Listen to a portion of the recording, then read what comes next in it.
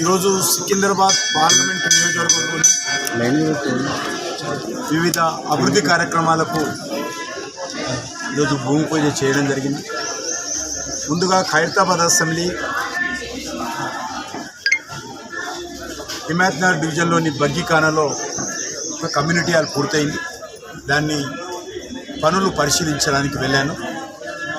అదేవిధంగా ఈరోజు Secunderabad parliament మషూరాబాద్ assembly Gandhinagar డివిజన్లో ఒక 5 వాటర్ వర్క్స్ సంబంధించినటువంటి కార్యక్రమాలకు స్థానికంగా ఉన్నటువంటి శాసనసభ్యులు స్థానికంగా ఉన్నటువంటి మా కార్పొరేటర్తో కలిసి ఆ యొక్క పనులకు భూమి పూజ చేశాం. అందులో అరుంధతి నగర్ కావచ్చు, వివి నగర్ కావచ్చు, నిమ్కర్ గల్లీ కావచ్చు, ఆర్టీసీ ఎక్స్ రోడ్ కావచ్చు, టీఆర్టీ బస్తీ కావచ్చు, వీటికి సంబంధించి మొత్తము 1,29,00,000 రూపాయలకు సంబంధించినటువంటి పనులకు ఈరోజు మషూరాబాద్ అసెంబ్లీలోని గాంధీనగర్లో ప్రారంభించుకున్నాం. ఇటీవల జిహెచ్ఎంసీ పరిధిలో కానీ లేక హైదరాబాద్ మెట్రో వాటర్ పరిధిలో కానీ పనులన్నీ కూడా కొంత నడక నడుస్తున్నాయి. వీటిని వేగవంతం చేయాల్సినటువంటి అవసరం ఉంది. నేను ప్రత్యేకంగా ముఖ్యమంత్రి గారికి కోరేది ఒకటి, ఈ 2 విభాగాలకు హైదరాబాద్ మెట్రో వాటర్ వర్క్స్ కానీ greater Hyderabad municipal corporation GHMC కానీ నిధుల కొరత లేకుండా చూడాల్సినటువంటి అవసరం. ఎవరైతే కార్పొరేటర్స్ ఉన్నారో కార్పొరేటర్స్ కూడా పూర్తి అధికారాలు ఇచ్చి వాళ్ళకు కూడా నిధులు మంజూరు చేయాల్సిన అవసరం. టీఆర్ఎస్ పార్టీ గతంలో అధికారంలో ఉన్నప్పుడు కూడా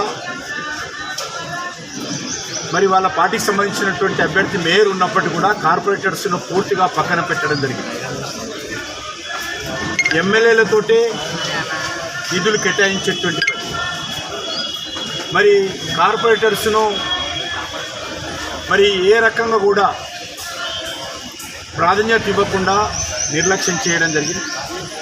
కాంగ్రెస్ పార్టీ వచ్చిన తర్వాత కూడా వాళ్ళకి ఎమ్మెల్యేలు లేరు, హైదరాబాద్లో కార్పొరేటర్స్ లేరు. మరింతగా వాళ్ళు ఈ హైదరాబాద్ నగరాన్ని నిర్లక్ష్యం చేస్తూ ఉన్నారు. నేను ముఖ్యమంత్రి గారిని కోరేది ఒకటి, అందాల పోటీలతో హైదరాబాద్ అభివృద్ధి జరగదు. అందాల పోటీలతో పాటు కూడా ఈరోజు బస్తీలలో, కాలనీలలో, మురికివాడల్లో ప్రజల యొక్క పౌర సమస్యలను మెరుగుపరచాల్సిన అవసరం ఉంది. సివిల్ అమ్యూనిటీస్ పెంచాల్సినటువంటి అవసరం ఉంది.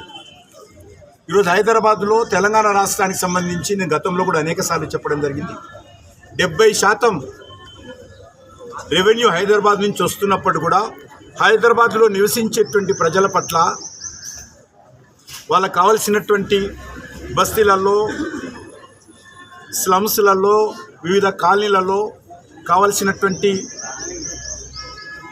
రోడ్ల మరమ్మతులు కావచ్చు, మెట్రో వాటర్కి సంబంధించినటువంటి మరమ్మతులు కావచ్చు, లేక డ్రింకింగ్ వాటర్ సంబంధించినటువంటి పొల్యూషన్ లేనటువంటి, కల్తీ లేనటువంటి స్వచ్ఛమైనటువంటి వాటర్ ఇచ్చే కార్యక్రమం కావచ్చు. అదే కాకుండా పార్కులు కానీ, ప్లే గ్రౌండ్స్ కానీ, వీధి లైట్లు కానీ, ఇవన్నీ కూడా సమస్యలు నిధుల కొరతతో ఇబ్బంది పడుతూ ఉన్నారు. మా స్థానిక కార్పొరేటర్ ఉన్నారు, వీధి లైట్లు కావాలి అంటే మీకు ఎన్ని కావాలి, 40 ఇస్తాం, 50 ఇస్తాం అంటున్నారు. వీధి లైట్లు 40, 50 ఇవ్వడం కాదు, ఈ గాంధీనగర్ డివిజన్లో ఎన్ని వీధి లైట్లు వెలగడం లేదో అన్ని వీధి లైట్లను ఏకకాలంలో 1-2 రోజుల లోపల వెలిగించేటువంటి ప్రయత్నం గతంలో జరిగేది. ఈరోజు సంవత్సరాల తరబడి వీధి లైట్లు వెలగడం లేదు. ఏంది అంటే స్టాక్ లేదు. స్టాక్ ఎందుకు లేదంటే నిధులు లేవు. ఇది మంచి పద్ధతి కాదు. గతంలో ఉదయం మేము కంప్లైంట్ చేస్తే సాయంకాలం 6 లోపల వీధి లైట్లు అన్నీ కూడా జిహెచ్ఎంసీ సిబ్బంది వచ్చేక బస్తీలు, స్లమ్స్ ఉంటున్నటువంటి పరిస్థితులు. కాబట్టి దీనిపైన ప్రభుత్వము యుద్ధ ప్రాతిపదికగా చర్యలు తీసుకోవాల్సినటువంటి అవసరం ఉంది. హైదరాబాద్ ఈరోజు అభివృద్ధి చెందుతున్నటువంటి నగరము. అత్యంత వేగవంతంగా ముందుకెళ్తున్నటువంటి నగరము, అనేక రకాలుగా ప్రపంచ దృష్టిని ఆకర్షించినటువంటి నగరము. ఈరోజు దేశంలో నరేంద్ర మోడీ గారి నాయకత్వంలో పెద్ద ఎత్తున పెట్టుబడులు వస్తూ ఉన్నాయి. అందులో హైదరాబాద్ కూడా అనేక రకాల పెట్టుబడులు వస్తూ ఉన్నాయి. ఇలాంటి హైదరాబాద్ నగరము నివసించేటువంటి ప్రజల యొక్క పౌర సమస్యలు పరిష్కారం చేయాల్సినటువంటి బాధ్యత జిహెచ్ఎంసీది, అదేవిధంగా రాష్ట్ర ప్రభుత్వాన్ని. ఈ దిశలో కేంద్ర ప్రభుత్వం తరఫున నిన్ననే మీరు చూశారు బేగంపేట